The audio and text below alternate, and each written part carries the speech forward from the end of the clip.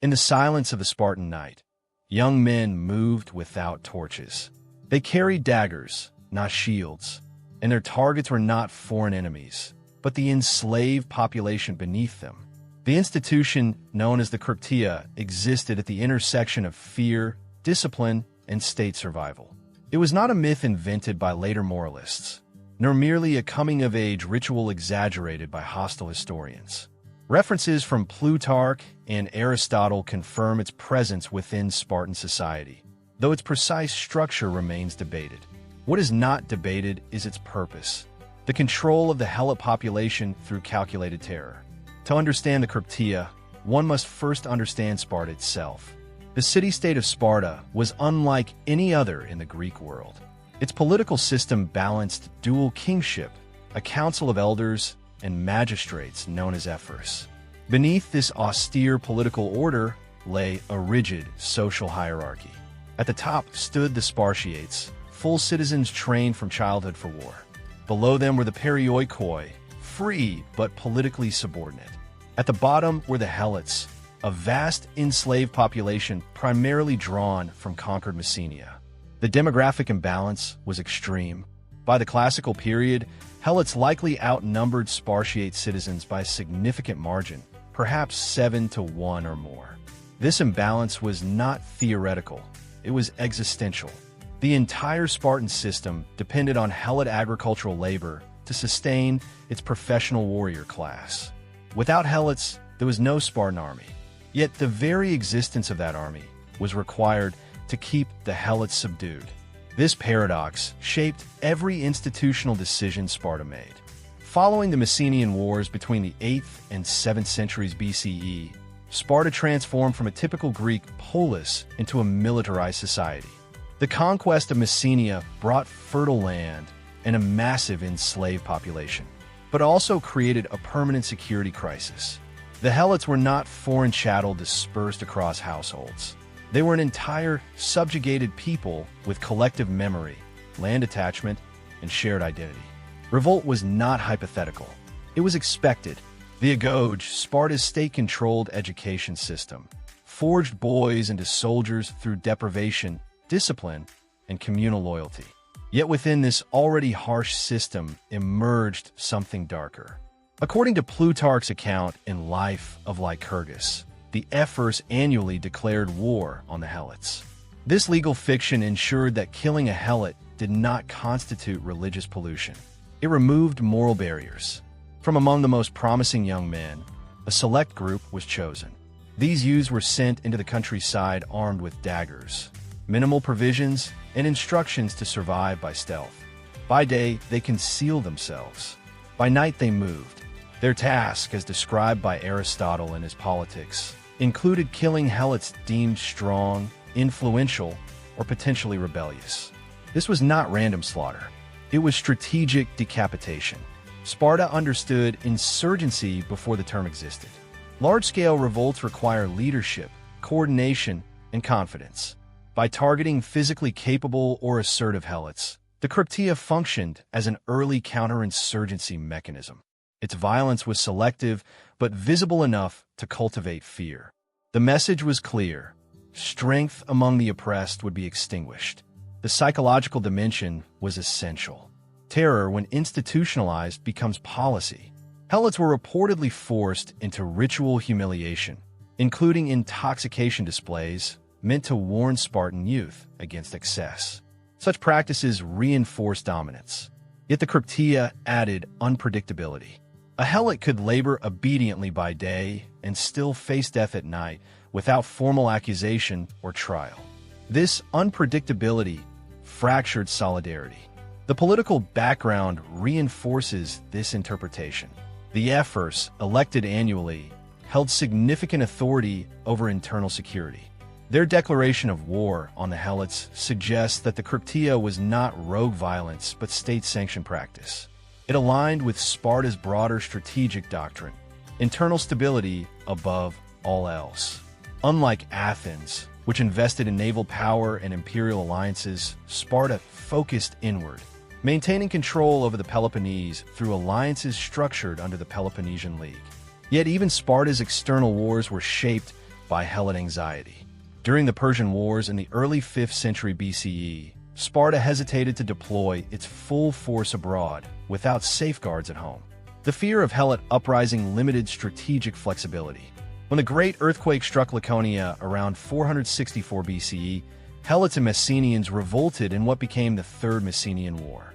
The scale of the rebellion confirmed the underlying instability the Krypteia sought to suppress. Here, the mechanism of terror reveals its limitation.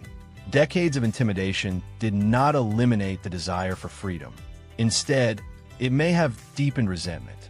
The revolt required outside assistance to suppress, including aid from other Greek states. The event exposed Sparta's vulnerability and forced a recalibration of alliances, contributing indirectly to tensions that later fueled the Peloponnesian War against Athens. The Krypteia must therefore be understood not as isolated brutality, but as an embedded component of Spartan grand strategy. It combined military training with internal policing. It tested endurance while reinforcing class boundaries. It was both right and repression. For the young Spartiate, participation meant immersion in controlled savagery. Isolation in the wilderness cultivated resilience and stealth, qualities valuable for reconnaissance. But the psychological conditioning was equally significant. Killing unarmed subjects without battlefield justification blurred moral lines. It normalized violence as maintenance, not reaction. For the helot, existence under such a system meant perpetual insecurity. Agricultural productivity continued, but under watch. Communities survived, but without trust and stability. The absence of open chains did not imply freedom. Surveillance and fear replaced visible restraints. Over time, demographic decline among full Spartan citizens intensified reliance on helots. By the 4th century BCE, Spartiate numbers had dwindled dramatically. Military defeats, including the decisive loss at Leuctra in 371 BCE against Thebes, shattered the illusion of invincibility. When Messenia was liberated following Theban intervention, the economic foundation of Sparta collapsed. The long-term consequence was structural erosion. A system designed to freeze society in disciplined equilibrium proved brittle under external shock. The same rigidity that sustained dominance over helots limited adaptation in a changing Greek world. The Krypteia stands as a window into this rigidity. It reveals a state that chose preemptive violence over integration, fear over reform. It exposes the cost of maintaining supremacy through suppression. And it forces a stark recognition. Sparta's famed stability was not built solely on courage at Thermopylae, but on calculated bloodshed in its own fields. The night patrols were not anomalies. They were policy. The system that produced the Krypteia did not emerge from chaos. It was engineered over generations, refined through fear, and embedded into the constitutional rhythm of Sparta. To grasp its deeper logic, one must move beyond the image of roaming assassins and examine the institutional scaffolding that made such an organization both possible and necessary. Sparta's political architecture was often praised in antiquity for its balance. 2 hereditary kings commanded armies. The Gerousia, a council of elders over 60, shaped legislation. The Apella, an assembly of male citizens, ratified decisions. Above them all stood the ephors, 5 magistrates elected annually, whose authority extended even over kings. This distribution of power created internal checks, but it also centralized control over the helot population in the hands of officials whose tenure was brief yet potent. The ephors' annual declaration of war on the helots was more than ritual formalism. It was a legal instrument. In Greek religious practice, homicide carried pollution. To kill without just cause risked miasma, spiritual contamination that required purification.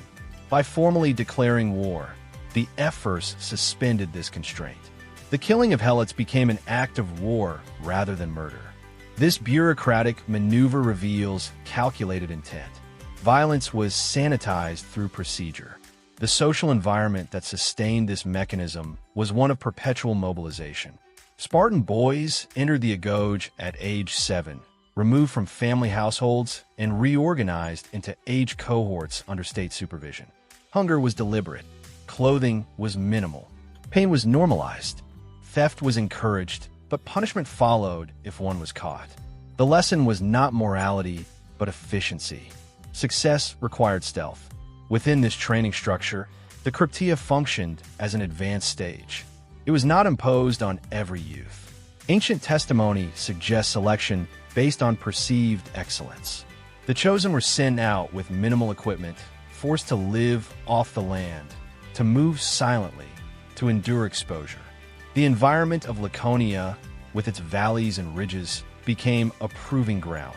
Survival demanded adaptability, yet the crucial distinction lay in purpose. This was not mere fieldcraft.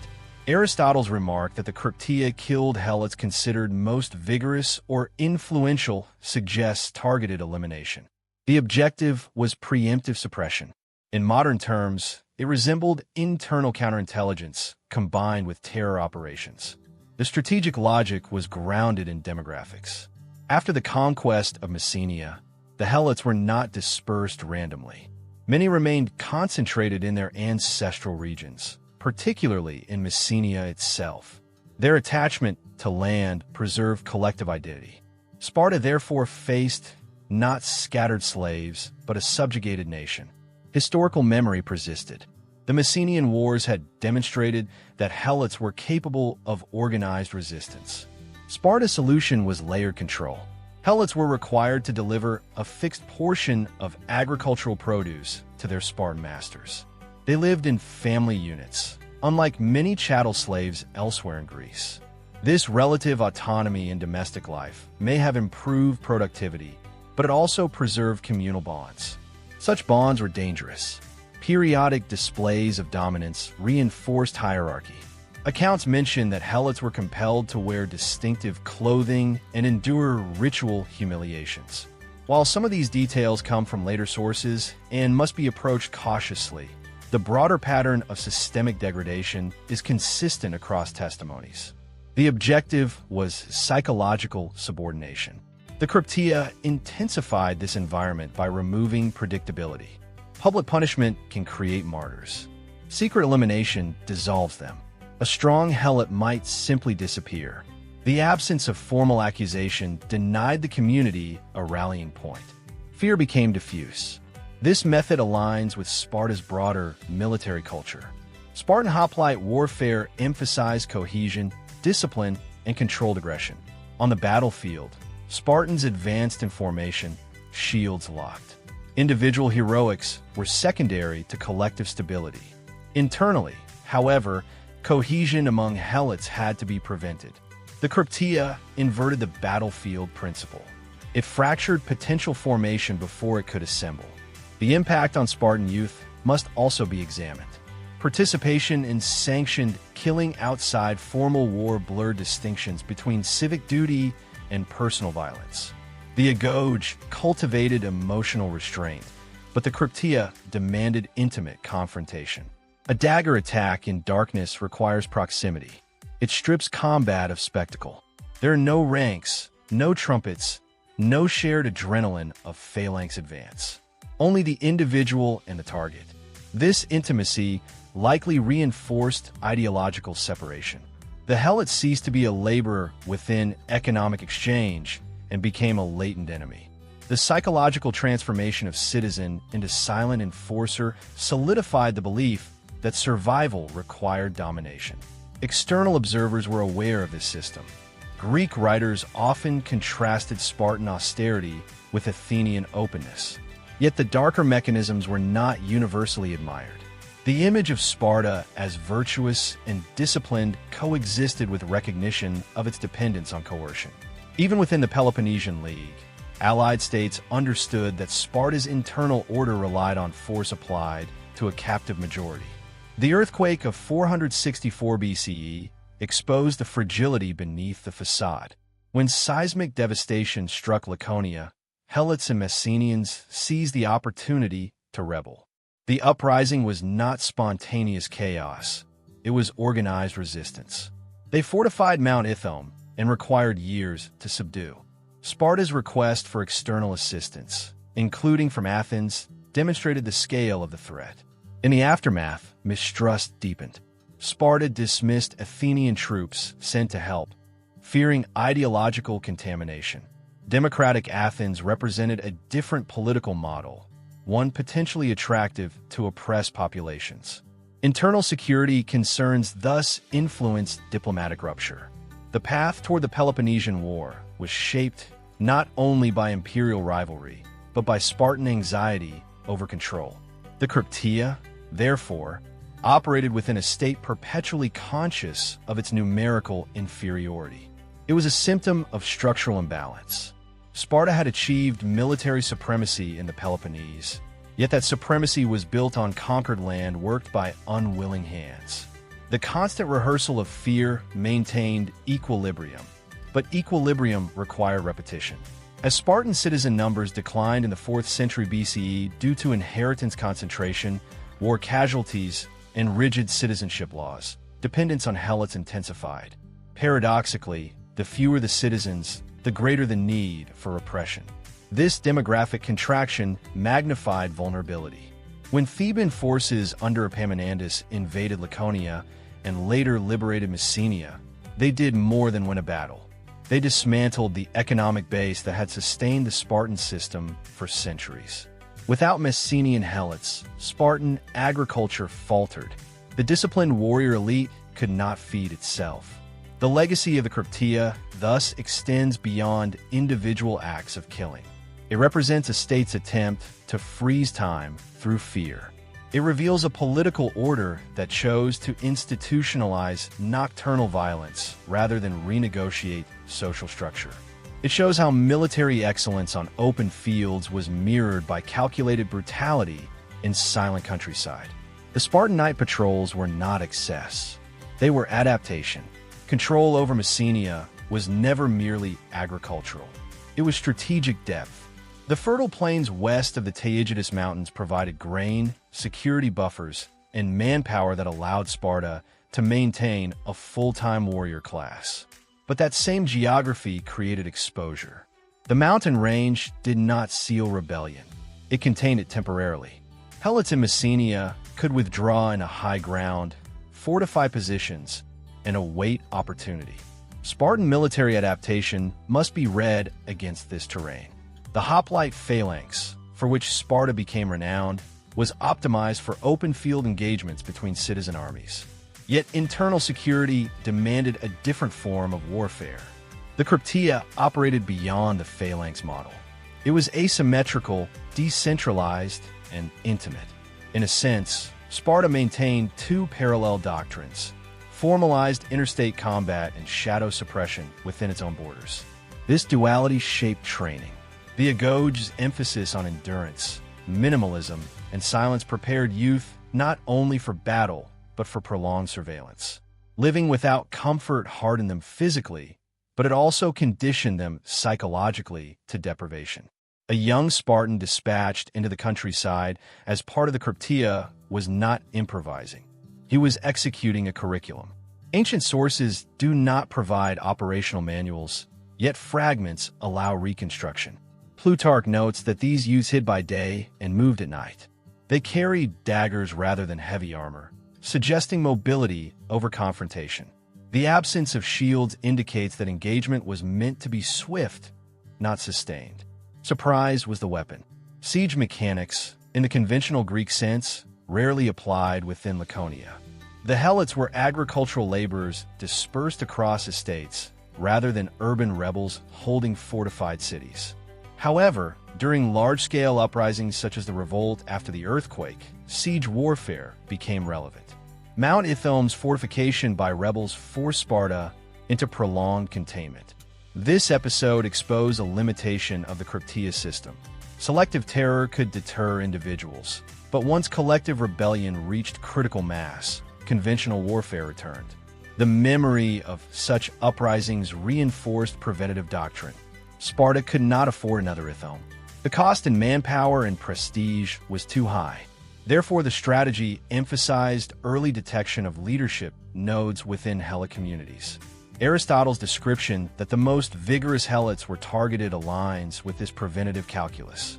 Physical vigor signaled potential military capability. Charisma signaled potential organization. Psychological warfare was embedded in routine life. Helots were required to present themselves in ways that signified subordination.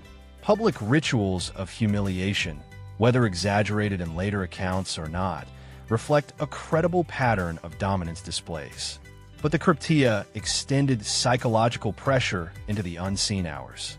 It produced an atmosphere where obedience offered no guarantee of safety. Such unpredictability erodes resistance planning. Conspiracies require trust. Trust requires continuity. If capable individuals vanish intermittently, continuity breaks. The Spartan state exploited this dynamic long before formal theories of insurgency existed. At the same time, the existence of the Krypteia reveals anxiety. A confident ruling class does not institutionalize nocturnal assassination against its own labor force without reason. Sparta's external image of composure concealed internal vigilance bordering on obsession. Every military campaign abroad carried calculation. How many hoplites could be spared without inviting revolt? During the Persian Wars, for example, Sparta's mobilization was shaped by religious observances and strategic caution. While heroism at Thermopylae became emblematic, the broader war effort reflected measured deployment. Spartan leaders had to balance honor against domestic risk. Helot contingents even accompanied Spartan armies as light-armed troops, an ironic twist in which the oppressed fought alongside their masters against foreign invaders. This inclusion was pragmatic. It also carried risk. Arming a subjugated population, even in limited roles, introduced potential for desertion or coordinated resistance. Therefore, reward systems were occasionally implemented. Helots who demonstrated exceptional service could receive manumission, becoming neo-demodius. This policy suggests that repression was not the sole instrument. Selective integration supplemented fear. Yet integration was narrow and conditional. The fundamental hierarchy remained intact. The majority of helots retained agricultural obligations and social stigma. The structural imbalance persisted. Real historical case studies reinforce the fragility beneath the Spartan model. The revolt following the 464 BCE earthquake was not extinguished quickly. It required years of conflict. The rebels' endurance indicates organizational capacity despite decades of intimidation. This persistence challenges any assumption that the Krypteia successfully eliminated leadership potential. Instead, it may have driven organization underground. Later in the 4th century BCE, Sparta faced external transformation. The rise of Thebes under Epaminondas introduced innovative tactics, including the oblique phalanx at Leuctra in 371 BCE. The defeat shattered the aura of Spartan invincibility. More devastating still was the subsequent liberation of Messenia. The foundation of the city of Messene as an independent polis formalized the end of Helot subjugation in that region. The geopolitical impact was immediate. Sparta lost a substantial portion of its agricultural base. Without Messenian labor sustaining the traditional syssitia, the communal mess system essential for full citizenship became increasingly difficult. Economic contraction accelerated citizen decline. Military capacity diminished. The long-term consequences reveal a paradox. The very measures designed to preserve Spartan dominance may have contributed to its rigidity. By investing heavily in repression rather than structural adaptation, Sparta limited its flexibility in a changing Hellenic landscape. Athens experimented with democracy and maritime empire. Thebes innovated tactically. Macedon, under Philip II later in the 4th century, synthesized military reforms that would transform Greece. Sparta, anchored to its ancestral system, struggled to adjust. The Krypteia symbolizes this anchoring. It was effective within a specific context, a land-based state ruling a conquered agrarian majority. But as interstate warfare evolved and demographic realities shifted, internal terror could not compensate for strategic stagnation. Psychologically, the institution likely left imprints on both rulers and ruled. For Spartans, it normalized suspicion as civic virtue. Vigilance became identity. For Helots, survival required caution layered upon resentment. Generations lived within this tension. The darkness in which the Krypteia moved was not incidental. It was structural. By the 5th century BCE, Sparta's reputation as Greece's preeminent land power rested on an illusion of permanence. Its citizens appeared unshakable, its formations disciplined, its customs ancient and immovable. Yet beneath this surface lay a system that required constant maintenance through force. The Krypteia was not an archaic remnant, it was an adaptive response to persistent insecurity. The Peloponnesian War revealed the scale of that insecurity. When conflict with Athens erupted in 431 BCE, Sparta faced a strategic dilemma. The war would be long. Campaigns into Attica demanded annual mobilization. Naval development, once peripheral to Spartan doctrine, became necessary as the conflict expanded. Each extension of war beyond Laconia intensified anxiety over helot stability.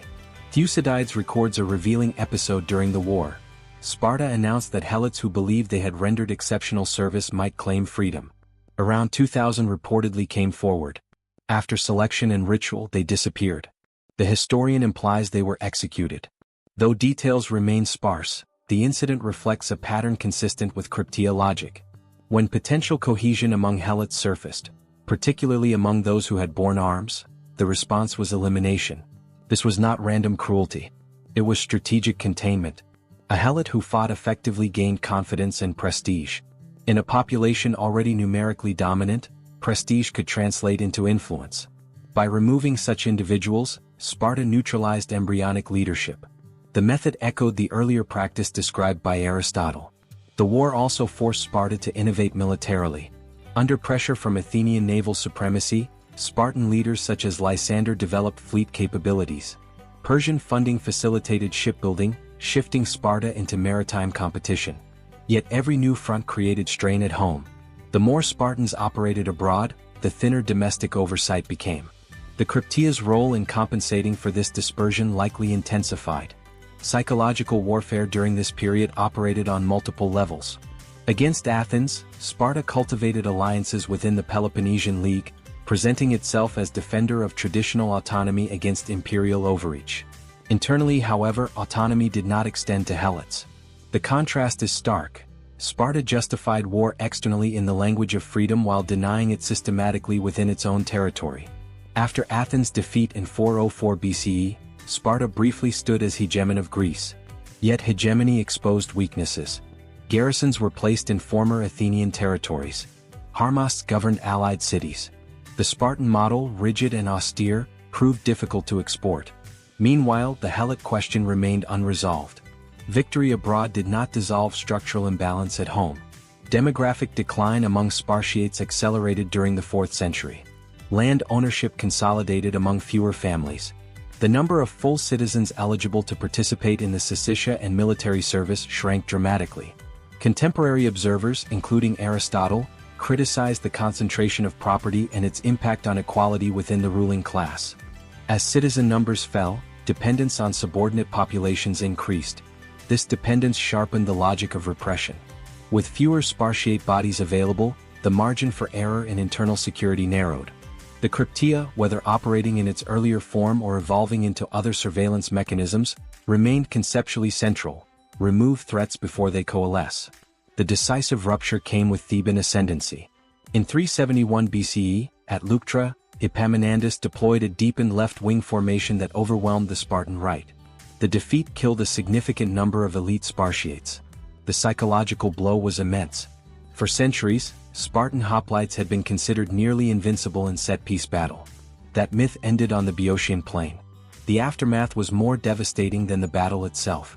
The Theban invasion of Laconia in 370 to 369 BCE broke a taboo. Foreign armies marched into Spartan territory. Messenia was liberated and reorganized as an independent state with its capital at Messene. For the first time in generations, former helots in that region governed themselves. This transformation undercut the economic foundation of Sparta. The fertile Messenian lands were no longer available to sustain the traditional system. Without their agricultural surplus, maintaining communal mess contributions became difficult. As citizenship in Sparta required participation in these messes, economic strain translated directly into political contraction. The long-term consequences were structural and irreversible. Sparta never regained its former dominance. It remained a regional power, but its capacity to shape Greek geopolitics diminished. Later, during the rise of Macedon under Philip II and Alexander, Sparta stood apart, resistant but peripheral. In retrospect, the Krypteia appears as both symptom and instrument of decline. It addressed immediate security concerns effectively within a closed system. Yet it did not resolve the underlying contradiction of a minority ruling a majority through coercion. Repression delayed reckoning but did not eliminate it. Strategically, Sparta's transformation from conqueror of Messenia to diminished polis illustrates the limits of militarized governance. An economy dependent on subjugation demands perpetual vigilance. Perpetual vigilance consumes resources, shapes ideology, and restricts innovation. Over time, adaptability erodes. The broader geopolitical impact extended beyond Laconia. The liberation of Messenia altered the balance of power in the Peloponnese. The Peloponnesian League weakened. Thebes' moment of supremacy, though brief, demonstrated that even the most disciplined land army could be defeated through tactical evolution. Greek interstate politics entered a new phase of fluidity, setting the stage for Macedonian intervention. The memory of the Krypteia persisted in ancient literature as a stark example of institutionalized terror. Later writers debated whether it was primarily a training exercise or a secret police force. The evidence suggests it was both. Training and terror were not separate categories in Sparta. They were intertwined functions of the same survival strategy. In the final analysis, the darkness associated with the Krypteia does not arise from myth but from documented practice. A state formalized war against its own labor force annually. Young citizens were instructed to eliminate selected individuals in secrecy. These measures were rational within their context. They were also unsustainable in the long arc of history. Sparta sought permanence through fear. History answered with change. The endurance of the Spartan system depended not on occasional brutality but on its normalization. The Krypteia was not an emergency measure deployed only during crisis. It existed within the ordinary rhythm of governance. That fact alone reveals its significance. When violence becomes routine, it ceases to shock those who wield it. It becomes administrative. To understand how such normalization took hold, one must return to the ideological foundations attributed to Lycurgan reform. Whether or not Lycurgus was a single historical figure or a composite tradition, the constitutional framework associated with his name emphasized equality among Spartiates, communal discipline, and austerity. Private luxury was discouraged. Public virtue was measured by endurance and obedience. Yet this celebrated equality applied only within a narrow civic circle. It rested upon exclusion. The helot majority existed outside the moral community. Spartan ideology framed them as a conquered people whose subordination was a condition of stability. This framing allowed citizens to reconcile self-perception as disciplined and just with participation in systematic repression. Psychologically, the Krypteia reinforced internal cohesion among Spartiates. Shared complicity strengthens bonds. When a society collectively acknowledges, even implicitly, that its prosperity depends on coercion, dissent becomes difficult. Questioning the system would require confronting not only political structure but personal involvement. Ancient evidence suggests that participation in harsh measures was woven into the maturation of elite youth. The Agoge cultivated stoicism, but the Krypteia demanded application. A young Spartan learned not only to endure pain but to inflict it without hesitation. In doing so, he demonstrated loyalty to the state above all other considerations. This loyalty had strategic implications. Sparta's foreign policy often appeared conservative, even cautious. Unlike Athens, it did not aggressively pursue overseas empire in the early classical period. Its focus remained the Peloponnese. That regional concentration reflects an understanding that external ambition could not outpace internal security. The helot population set the ceiling for expansion. When Sparta did project power beyond the Peloponnese, it did so within calculated limits. During the Persian Wars, it positioned itself as leader of the Hellenic League's land forces. At Plataea in 479 BCE, Spartan command played a decisive role in defeating Persian troops. Yet even in moments of pan-Hellenic cooperation, Sparta guarded its autonomy and internal structure carefully. The contrast between battlefield valor and nocturnal suppression reveals a dual moral code. On the field, Spartan courage was public and collective. In the countryside, coercion was silent and selective. Both were considered service to the polis. The difference lay in audience and acknowledgement. The psychological pressure exerted on helot communities extended beyond fear of immediate violence. It shaped social behavior across generations. Agricultural production required planning, cooperation, and relative stability. Yet the possibility of arbitrary death undermined long-term trust. Families transmitted caution as survival strategy. Speech was likely guarded. Displays of physical strength or leadership qualities carried risk. Despite this pressure, resistance never vanished entirely. The major revolts demonstrate persistent aspiration toward autonomy. Even smaller acts of defiance, though rarely documented in detail, must be assumed in a population so large. The very scale of repression implies ongoing concern. One revealing element in Spartan policy was selective reward. On certain occasions, helots who served with distinction were granted freedom. These manumitted individuals, known as neodemodius, occupied an intermediate status. Their existence indicates pragmatic flexibility. Sparta understood that incentives could complement terror. Loyalty could be purchased in limited numbers. However, such integration was tightly controlled. It did not dismantle the broader hierarchy. Instead, it created fragmentation within the helot population. Some individuals could aspire to elevation, but collective liberation remained impossible within Spartan logic. Fragmentation itself was strategic. Divided populations struggled to unify. By the late 5th century BCE, the strains of prolonged warfare and demographic contraction intensified. Wealth inequality among Spartiates increased. As land concentrated in fewer hands, the pool of full citizens capable of contributing to communal messes shrank. Aristotle later criticized these developments, arguing that concentration of property weakened the state. His analysis underscores how economic structure and political stability were intertwined. The decline in citizen numbers heightened reliance on perioikoi and other subordinate groups for military and economic support. This shift subtly altered the social balance. While helots remained the primary labor force, the broader network of non-citizen communities gained importance. The once clear stratification became more complex. In this evolving environment, the traditional mechanisms of control faced diminishing returns. Fear can suppress revolt, but it cannot generate demographic recovery or economic innovation. Sparta's rigid adherence to ancestral norms limited reform. Even when confronted with evidence of structural weakness, institutional change was slow. The liberation of Messenia after Theban intervention demonstrated how rapidly equilibrium could collapse once the external barrier fell. Without control over Messenian helots, Sparta's economic surplus evaporated. The Krypteia, effective within bounded territory, could not operate beyond lost lands. The state's coercive apparatus had geographical limits. Long-term consequences extended into the Hellenistic period. Sparta survived as a political entity, but it no longer shaped Greek affairs decisively.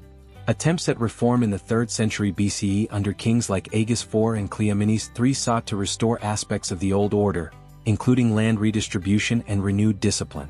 These efforts reveal nostalgia for a perceived golden age.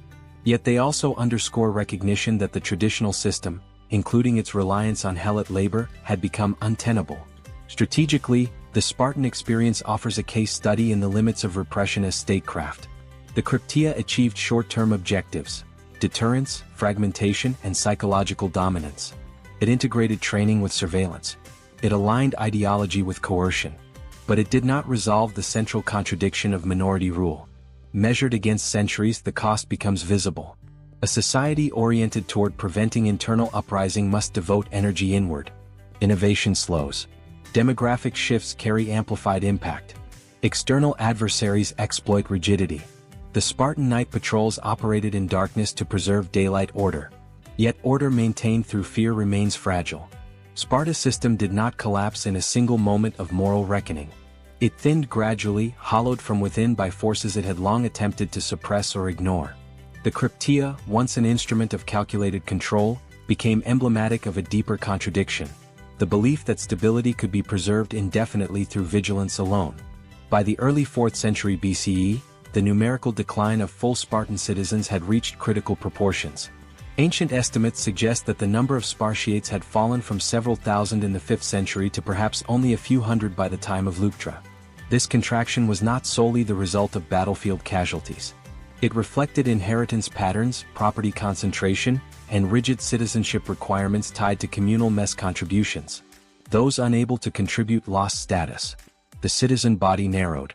As the citizen elite shrank, its dependence on non-citizen populations intensified. Helots remained numerous where they were still under Spartan control, particularly in Laconia after the loss of Messenia. Yet the psychological balance shifted. The once dominant minority now faced not only demographic inferiority but also diminished aura. Defeat at Leuctra had punctured the myth of invincibility. Fear, once directed outward from the Spartiate toward the helot, risked inversion. The Krypteia's traditional function depended on asymmetry of confidence. A young Spartiate patrolling at night assumed the inevitability of his society's endurance. That assumption weakened in the 4th century. When structural decline becomes visible, instruments of repression lose their symbolic power. They may continue operationally, but they no longer reinforce belief in permanence. Strategic transformation during this period was uneven. Some Spartan leaders recognized the need for reform. There were attempts to adjust military organization, to incorporate more non-Spartiates into the fighting force, and to address land inequality. Yet reforms threatened entrenched interests. Redistribution of land would undermine the very families that dominated governance. Inclusion of broader populations into citizenship risked diluting identity. The system hesitated. In the broader Greek world, military innovation accelerated. The Theban tactical revolution demonstrated flexibility in phalanx depth and concentration of force. Macedon later refined combined arms coordination under Philip II. These developments reflected adaptive thinking. Sparta's military culture, deeply invested in inherited forms, struggled to respond. Internally, the legacy of repression persisted. Even after the liberation of Messenia, Spartan authorities remained wary of Laconian helots. The structural memory of revolt did not fade quickly. Surveillance mechanisms likely continued in altered forms, though detailed records are sparse. What changed was scale. Without Messenian territory, the magnitude of the helot population under Spartan control diminished. The state's coercive reach contracted geographically.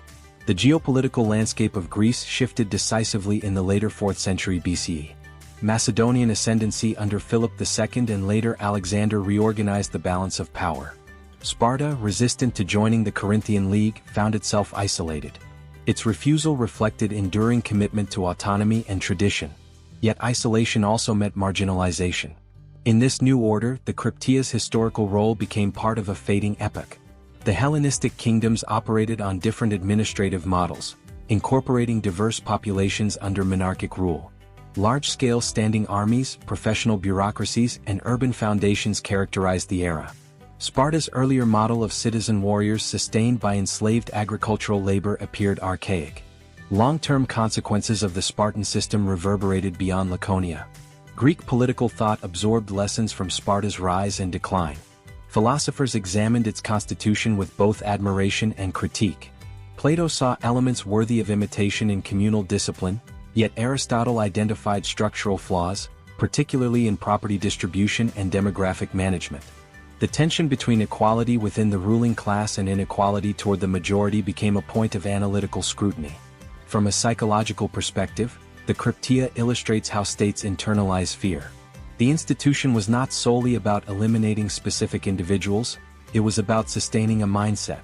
Spartan identity fused with vigilance. To relax vigilance would be to invite annihilation. Such a worldview can generate extraordinary cohesion under threat, but it also narrows imagination. Reform becomes dangerous because it signals uncertainty. The broader geopolitical impact of Spartan repression is visible in the pattern of alliances and conflicts that shaped classical Greece. Fear of helot revolt constrained Spartan deployment during key moments. Diplomatic choices, including the cautious engagement with Athens before the Peloponnesian War and the guarded interactions after the earthquake revolt, were influenced by internal security calculations. Domestic structure shaped foreign policy.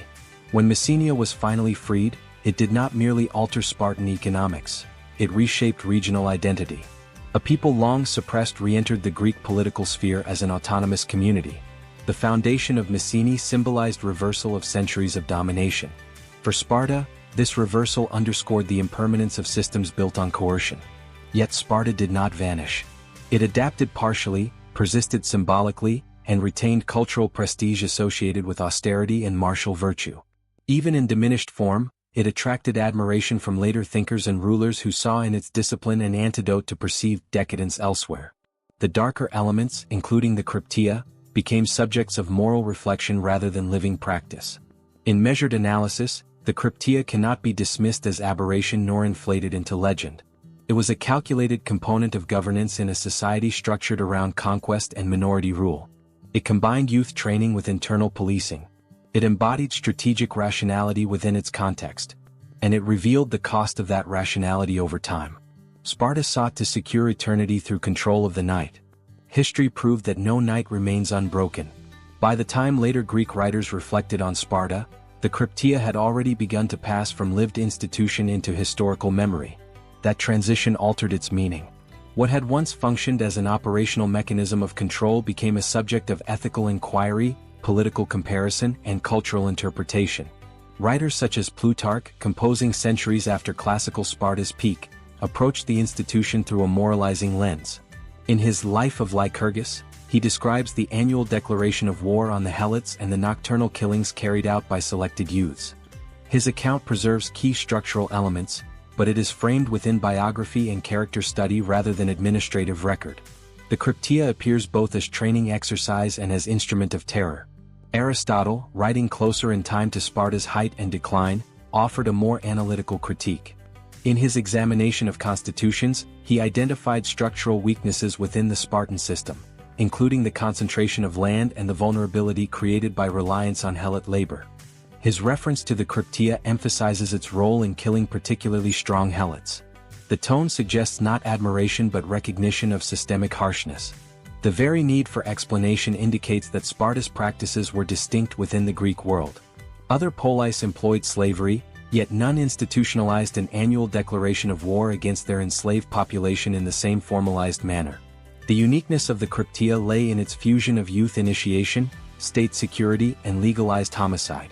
In the Hellenistic period, when monarchies governed vast and diverse territories, governance required bureaucratic integration rather than narrow citizen dominance. The Spartan model, with its intensely exclusive citizenship and militarized upbringing, appeared antiquated.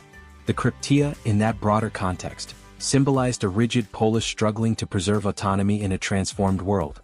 Yet the legacy endured in political imagination. Roman observers, encountering Greek traditions centuries later, often regarded Sparta with fascination. Its austerity, communal discipline, and legendary courage attracted admiration. At the same time, its treatment of helots posed uncomfortable questions about the moral cost of order. The contrast between internal equality among citizens and external oppression of the majority resonated in later political theory. Psychologically, the memory of the Krypteia reveals how societies process uncomfortable histories.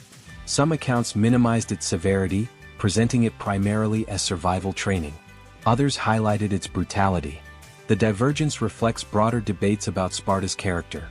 Was it a model of virtue or an example of repression masked by discipline? Modern historiography approaches the institution cautiously. The surviving sources are limited and often colored by perspective. Yet convergence among independent writers confirms that organized nocturnal killings of helots occurred under state sanction. While precise procedures remain uncertain, the strategic intent is clear: prevention of revolt through selective elimination. This recognition situates the Krypteia within a wider pattern of ancient statecraft. Throughout antiquity, ruling minorities faced the challenge of governing larger subjugated populations. Methods varied, from integration and citizenship expansion to surveillance and terror. Sparta chose the latter path more consistently than most Greek states. Strategic analysis suggests that such a choice can produce stability under specific conditions. For centuries, Sparta maintained dominance in the Peloponnese. Its hoplite army commanded respect. Its internal cohesion allowed rapid mobilization and disciplined campaigning. The Krypteia contributed indirectly to this stability by suppressing internal threats before they matured. However, stability achieved through repression imposes structural limits. Innovation becomes secondary to control. Demographic change becomes dangerous rather than adaptive. When external pressures intensify, a rigid system lacks elasticity. The defeat at Leuctra and the liberation of Messenia did not create Spartan weakness, they exposed it. The broader geopolitical transformation of Greece in the 4th century BCE underscores this point. As Macedon unified much of the Greek world under Philip II, it did so by incorporating diverse populations into a centralized military structure. Integration, not perpetual subjugation, underpinned expansion. Sparta's refusal to adapt left it isolated.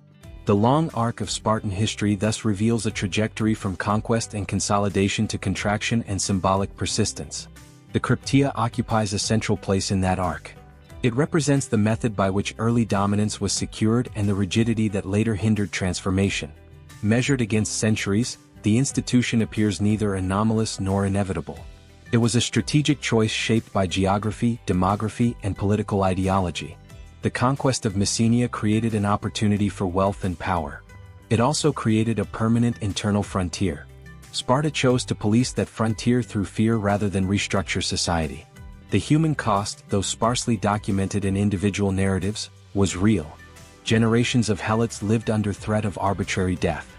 Generations of Spartiate youth internalized the logic of preemptive violence. The psychological imprint of such a system cannot be quantified, but its presence is undeniable. In the end, the Krypteia's significance lies not only in what it did, but in what it reveals. It exposes the tension between military excellence and moral compromise. It demonstrates how a state can formalize insecurity into doctrine.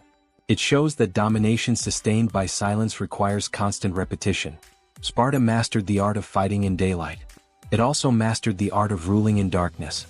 The later history of Sparta is often told as a story of faded glory, but decline did not erase memory. The structures that once sustained the Krypteia left intellectual and political residues long after the institution itself ceased to function in its classical form. To understand its final significance, one must examine how Sparta attempted to confront its own erosion. In the 3rd century BCE, reforming kings such as Agis IV and Cleomenes III sought to revive aspects of the ancestral system. Their programs included debt cancellation, land redistribution, and restoration of the agode severity. These efforts reveal an awareness that the concentration of property and the shrinking citizen body had undermined Spartan resilience. Reformers looked backward for solutions, attempting to reconstruct the egalitarian discipline attributed to early Sparta. Yet these reforms did not resurrect the conditions that had originally produced the Krypteia. Messenia was gone. The large helot population that once justified institutionalized terror had been permanently reduced. The economic landscape of the Hellenistic world differed fundamentally from that of the archaic and classical periods. Trade networks expanded. Professional armies replaced strictly citizen-based forces. Administrative complexity increased. Sparta's attempts at renewal were therefore constrained by altered realities. Cleomenes III achieved temporary military successes and implemented significant internal changes, but his defeat by Macedonian-backed forces at Sellasia in 222 BCE confirmed the limits of revival. Sparta remained independent for a time, yet it operated within a system dominated by larger powers. In this context, the memory of the Krypteia functioned more as historical reference than active mechanism. It symbolized uncompromising discipline. It also represented the severity of the old order. Later observers could interpret it as evidence of Spartan strength or as warning about excessive rigidity. Broader geopolitical transformation intensified under Roman expansion. By the 2nd century BCE, Rome had become the decisive force in the eastern Mediterranean. Greek states, including Sparta, navigated a new hierarchy. Autonomy was negotiated rather than defended through hoplite dominance. Internal repression no longer secured strategic advantage against imperial systems with far greater resources. Roman writers, encountering Spartan tradition, often admired its austerity. They contrasted it with perceived decadence in other Greek cities. Yet even admiration was selective. The more extreme elements of Spartan practice, including the treatment of helots, were acknowledged as harsh. The Krypteia, when mentioned, appeared as an illustration of severity rather than an emulated model. This retrospective framing underscores a critical point. Institutions shaped by specific demographic and geographic pressures rarely transplant successfully into new contexts. The Krypteia emerged from the unique conjunction of conquest, minority rule, and agrarian dependence in Laconia and Messenia. Remove those conditions and the rationale dissolves.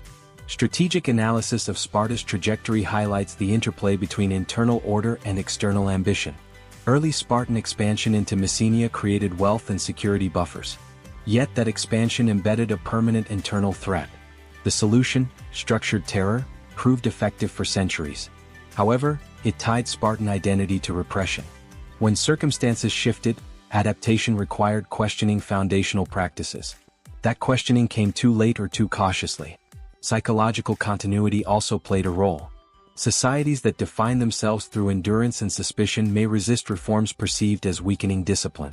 In Sparta's case, broadening citizenship or integrating subordinate populations more fully would have altered core identity. The very practices that preserved the state in its ascendancy constrained transformation in its decline. The broader Greek world absorbed lessons from Sparta's example. Philosophers analyzed its constitution. Statesmen considered its military organization.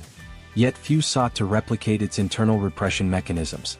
The balance between cohesion and coercion remained a central problem in ancient politics. Sparta demonstrated one extreme resolution. Long-term consequences of that resolution extended beyond institutional lifespan. The narrative of Spartan toughness entered cultural memory, often detached from the helot question. Thermopylae, for example, became emblem of heroic resistance. The nocturnal killings of the Krypteia remained less celebrated, more ambiguous. Selective remembrance shaped reputation. For the former helot regions, especially Messenia, liberation altered identity profoundly. The establishment of Messene as a fortified city signaled durable independence. Over generations, the memory of subjugation persisted, but it transformed into civic narrative rather than daily reality.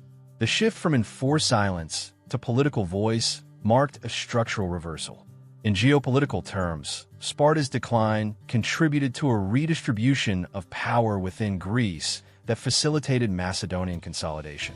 The weakening of traditional hegemonies opened space for new actors. The rigid stability of the classical Peloponnesian system gave way to fluid alliances and eventual imperial integration. Evaluating the Krypteia within this long arc demands restraint. It was neither an aberrant horror isolated from context, nor a romanticized rite of passage.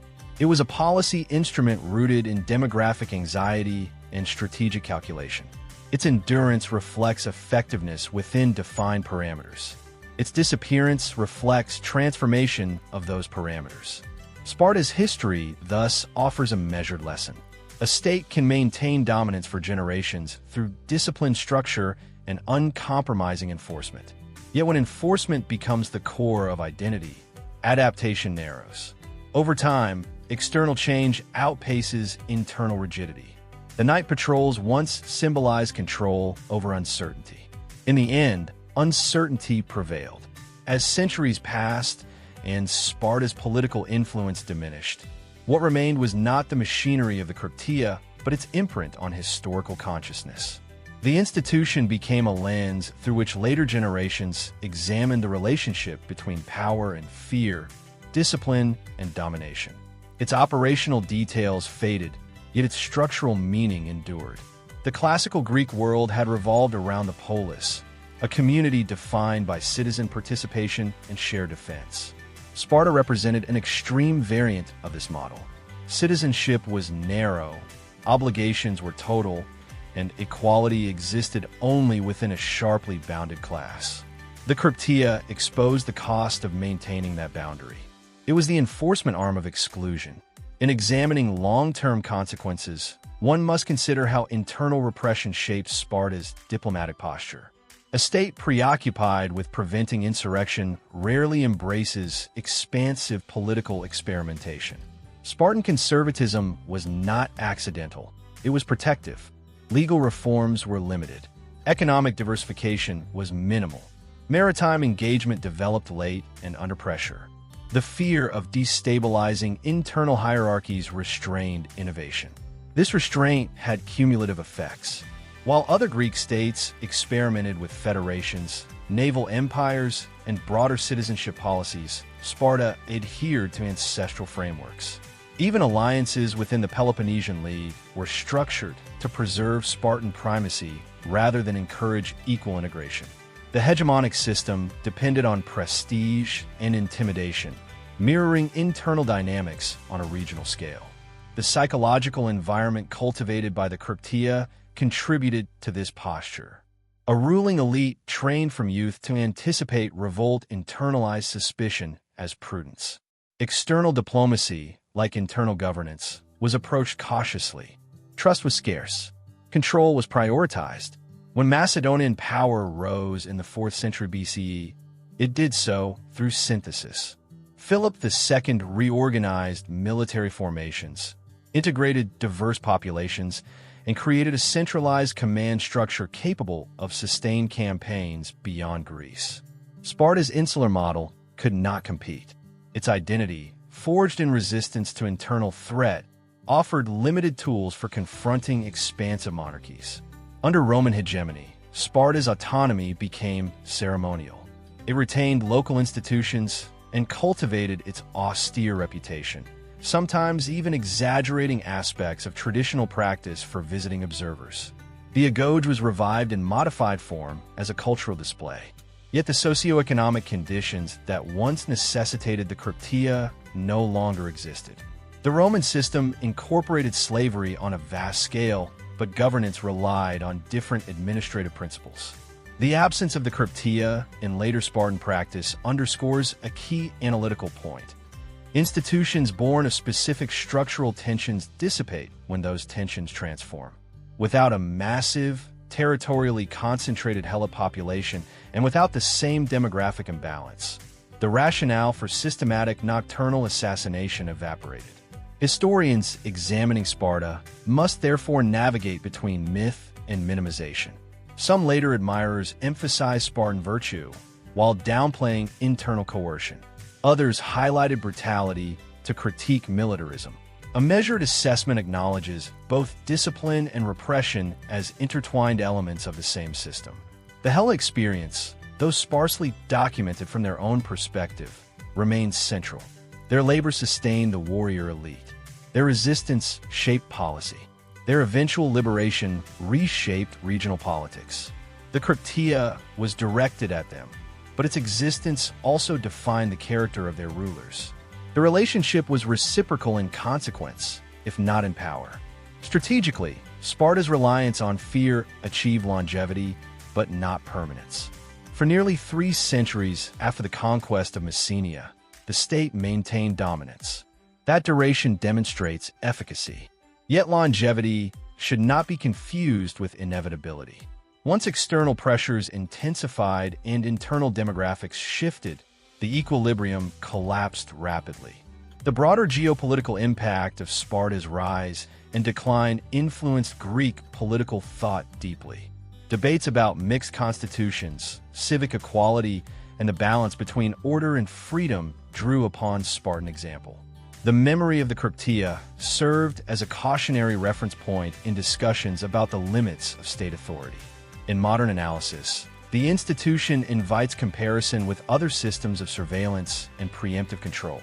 While contexts differ dramatically, the underlying logic, eliminate potential leaders before organization emerges, recurs across history.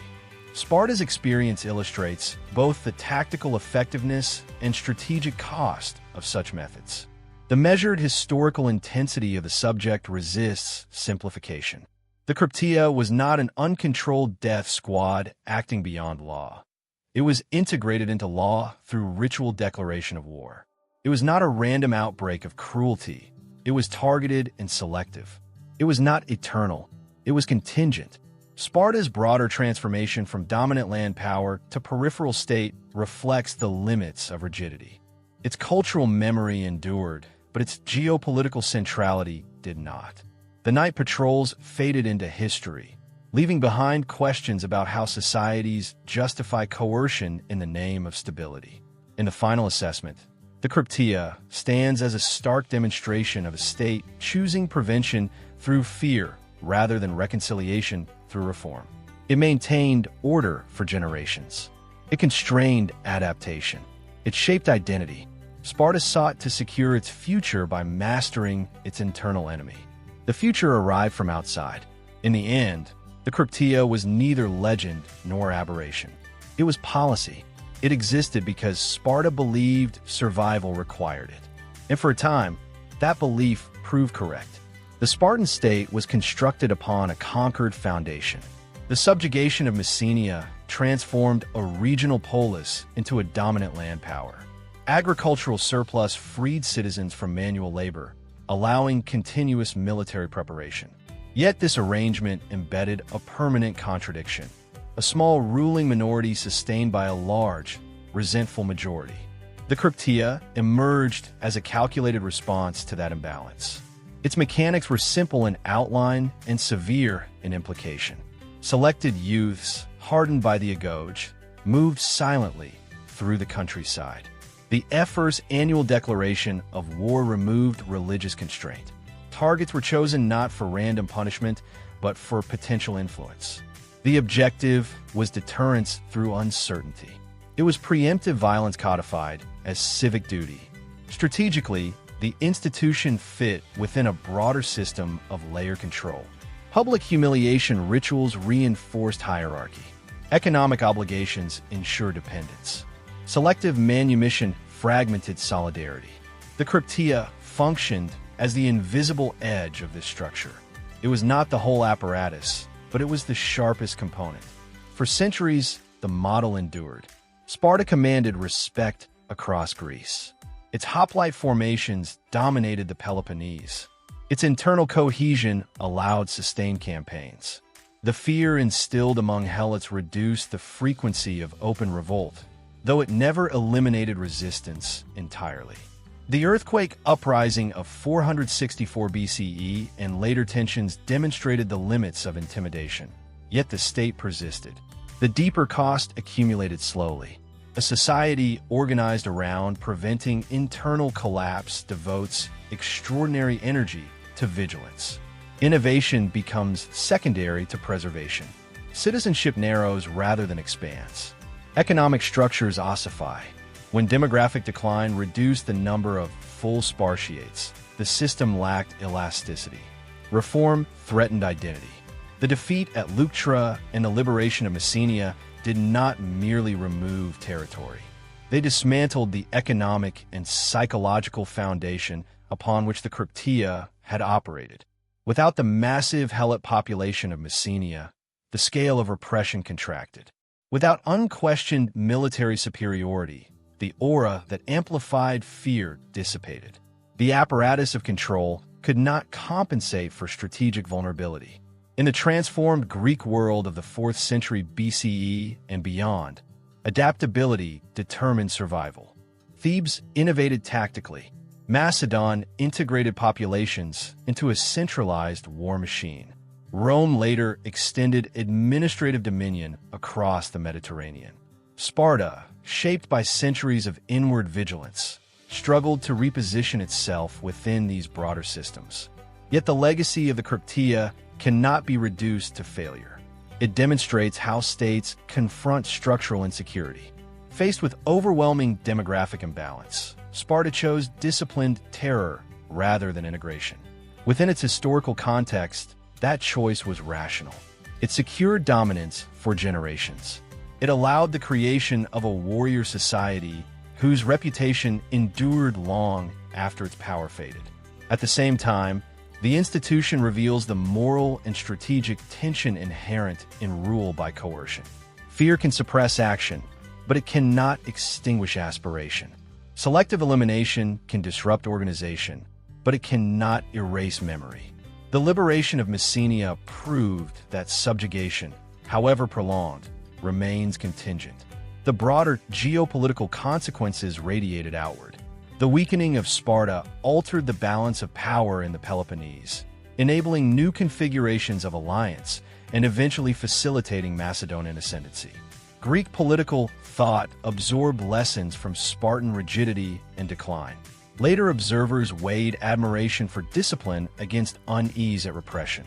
In measured historical intensity, the Krypteia stands as evidence of a society that understood its vulnerability and responded with calculated severity. It trained youth through exposure to danger and moral extremity. It institutionalized suspicion.